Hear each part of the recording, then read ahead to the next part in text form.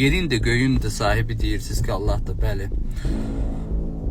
Allah Taala yakın zamanlarda baş verəcək zəlzələlərdən sizə xəbər verir. Verebilir mi? Yuxularda hər hansı bir yolla? Məncə yox. Hər hansı bir ölkədə zəlzələ olan kimi bizim mütəxəssislər çıxırlar ki, bəs zəlzələ olacaq, filan nöqtələr aktivdir, filan nöqtələrdə ola bilər ehtimalları var. Bir müddət danışır, gedir. Amma hansı aylarda, hansı günlərdə, hansı bir müddətdə bunu olacağı və olduğu təqdirdə hansı tədbirlər görmək lazım olduğunuzu heç kim demir. Zəlzələdir, Allahdan gələndir deyə gedir.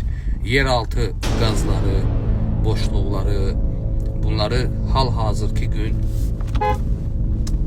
bugünkü gün, hal-hazırki gün təsəvvür elə ki, hansı əsrdə yaşayırıq, neçə bir ay və ya neçə bir günlər qabaq bu zəlzələlər barədə xəbər verən bir texnologiya inkişaf olmamaqdadır.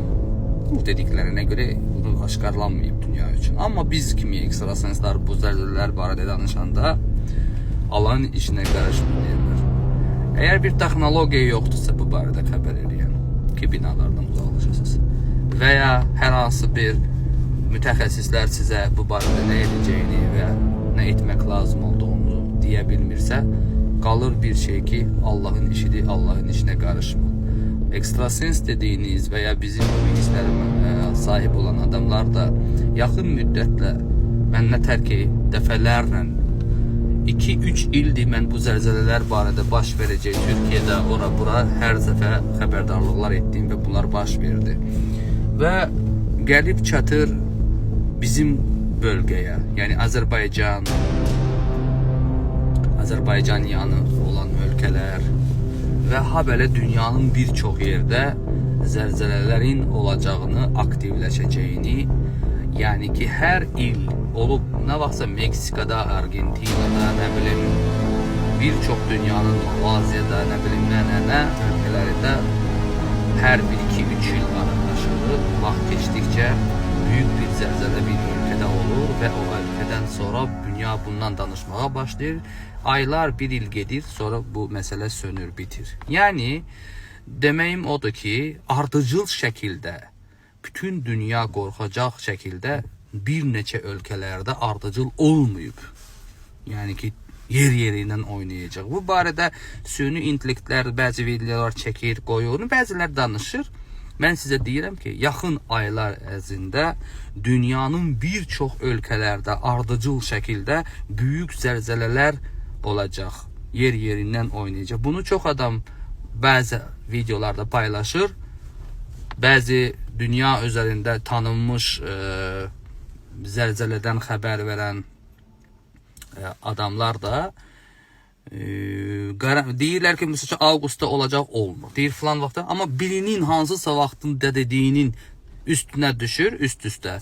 Sonra da deyir ki, filan adam. Məsələn, Hollandiyalı da, Avustraliyalı da bir zəlzələdən xəbər verən bir adam Türkiyədə büyük zəlzələ olacağı demişdi. Və o oldu, hamısı dünya ondan danışdı. Həmən adam ondan sonra 2-3 dənə təzədən proqnoz paylaşdı. Dünyanın filan yerlərdə olacaq, olmadı. Həmən zəlzələ Türkiyədə olandan əvvəl də onun başqa barədə demişdi, olmamışdı. Bu bir təsadüf, ona deyirlər ki, elm adamın dediyini təsadüf halda bir yerdə bir dəfə oldu.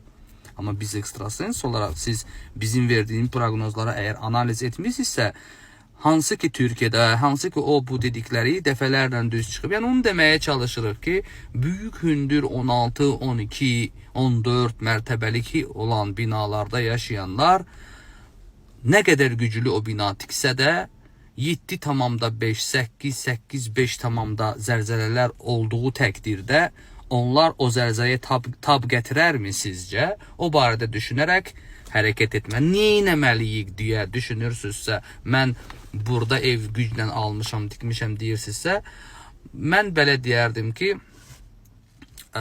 bunu nə etmək lazım olduğunuzu ən birinci özünüz düşünməlisiniz ki, həyət evləri ala bilirsiniz Novostroykanı sataraq. Düzdürmü? Alabilirsiniz de. Yəni o puluna uyğun alabilirsiniz. Biraz kənardan da olsa. O en azından sizin malını, mülkünüzü, canınızı koruyur ki, balaca bir yerde yaşamaq büyük bir zəlzələlərdən canınızı, malınızı qurtarmış olursunuz.